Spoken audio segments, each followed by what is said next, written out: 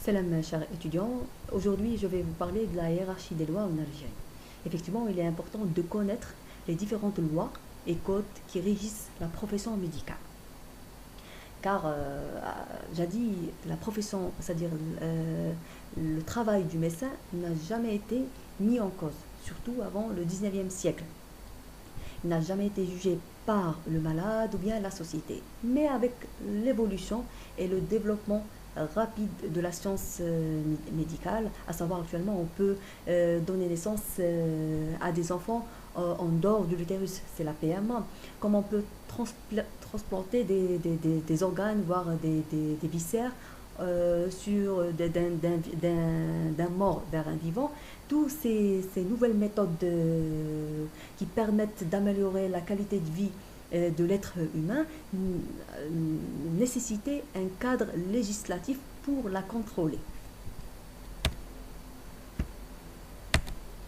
Les devoirs et les droits du médecin s'inscrivent dans le cadre d'exigences juridiques à la hauteur de sa noble mission. Bien sûr, jadis, la médecine était peu développée et les actes médicaux se réduisant à quelques pratiques sommaires, largement révolues à l'heure actuelle. Médecine performante, haute technicité implique un risque accru en responsabilité, d'où la nécessité de faire continuellement l'outil juridique. Exactement. Donc avec le développement des méthodes actuelles de la science, certains professionnels de santé, voire certains médecins, peuvent commettre des fautes.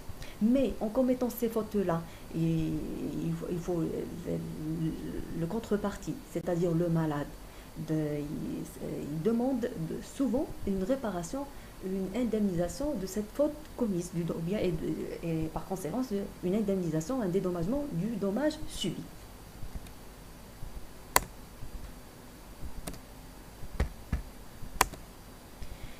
Les axes de protection et promotion de la santé.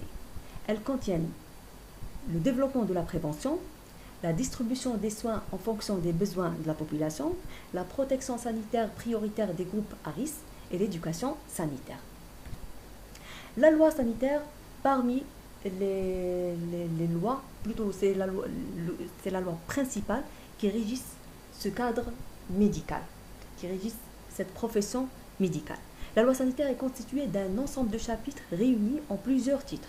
Chaque chapitre regroupe des articles de loi traitant des aspects fondamentaux de l'exercice de la profession médicale. La santé mentale, c'est l'ensemble des mesures de traitement des malades mentaux.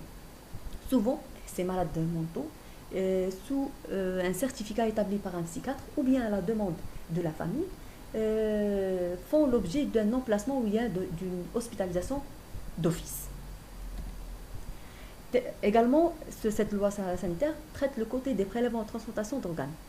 Elle le cadre très bien afin de permettre aux donneurs et aux receveurs de bénéficier d'un cadre légal et chacun d'eux sera protégé dans un cadre légal.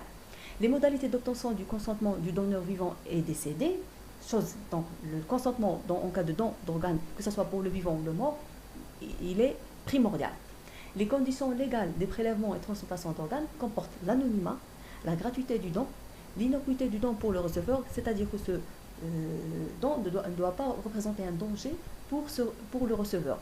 Absence de risque pour le donneur vivant également. Ultime solution thérapeutique, donc si on peut faire recours à d'autres moyens thérapeutiques pour le receveur, si on peut s'en passer de ce prélèvement, il est préférable de choisir cette méthode au lieu de passer par la transplantation d'organes. Majorité, faculté de discernement, liberté civique, c'est-à-dire on ne peut pas effectuer ce prélèvement d'organes en vue de transplantation chez une personne mineure ou personne privée de discernement, c'est-à-dire une personne qui souffre de troubles mentaux, à savoir de démence, de troubles psychiques, etc. Prélèvement interdit également sur le mineur. Les dispositions pénales relatives au personnel de santé. Il y a également le code pénal algérien qui contrôle cette profession médicale. Donc, elle prévoit des sanctions en cas d'infraction commise dans un cadre, dans un cadre médical. Le cas d'exercice illégal des professions médicales. L'inobservation de l'obligation du secret professionnel, qui est également, tout ça, ils sont prévus dans la loi sanitaire et dans le code pénal algérien. Bien sûr, les sanctions sont prévues dans le code pénal algérien. le refus de déférer aux réquisitions, c'est-à-dire de répondre à une réquisition émanant d'une autorité publique. L'élaboration des faux certificats, la négligence et les fautes professionnelles également sont sanctionnées par le code pénal algérien. Dans l'ancienne loi sanitaire numéro 90-17 du 31 juillet 1990, il y a eu création d'un Conseil national d'éthique et des sciences de la santé. Il y a également conditions de l'expérimentation humaine et les essais thérapeutiques qui sont cadrés par la loi sanitaire. Il y a le signalement également des sévices sur les enfants et les personnes privées de liberté. La déclaration de maltraitance sur les personnes actuellement selon la nouvelle loi sanitaire, on les appelle les violences à l'égard des personnes vulnérables. Qui sont ces personnes vulnérables? Les personnes âgées, les femmes, les enfants et les personnes, les incapables majeurs. Le code pénal, le domaine pénal et le domaine des sanctions. Il concerne toute atteinte volontaire et involontaire de l'intégrité corporelle. Il touche également à l'exercice illégal de la médecine. Il touche en cas également de violation de secret professionnel, en cas de non-assistance à une personne en danger. Il prévoit également la rédaction de faux certificats, l'avortement illégal, l'empoisonnement, le trafic des stupéfiants et même les homicides qui résultent de cette atteinte à l'intégrité physique. Et par conséquent, l'homicide peut résulter de plusieurs faits. Le code de procédure pénale. Les articles de loi relatifs aux modalités d'exécution de diverses opérations judiciaires, notamment la réquisition. La réquisition qui veille sur l'application de cette procédure, c'est bien les autorités judiciaires. C'est eux qui vont réquisitionner, bien solliciter le médecin, mais dans le cadre médical, afin de procéder ou d'accomplir une certaine mission. On trouve toutes ces instances, par exemple, dans l'article 62 du Code de procédure pénale algérien. Le code civil également, il relève du domaine de la réparation. En cas de faute médicale commise, donc il faut une réparation du dommage, bien sûr en prouvant la relation cause à effet entre la faute commise et le dommage subi. Quand la victime, dans ce cas-là c'est le malade, demande après une réparation d'un dommage subi ou bien causé par le médecin, là on est dans le cadre civil. Le code civil est le domaine de la réparation, plutôt le côté civil est le domaine de la réparation des préjudices occasionnés. Dans le domaine médical, la juridiction civile est saisie à chaque fois qu'un acte médical fautif a eu pour conséquence des préjudices sur la santé du malade. Le code de la réforme pénitentiaire, également, il y a une partie du code de la réforme pénitentiaire qui prévoit quelques articles concernant cette profession médicale, consacre des actes de loi relatifs aux conditions de mise en détention des prévenus.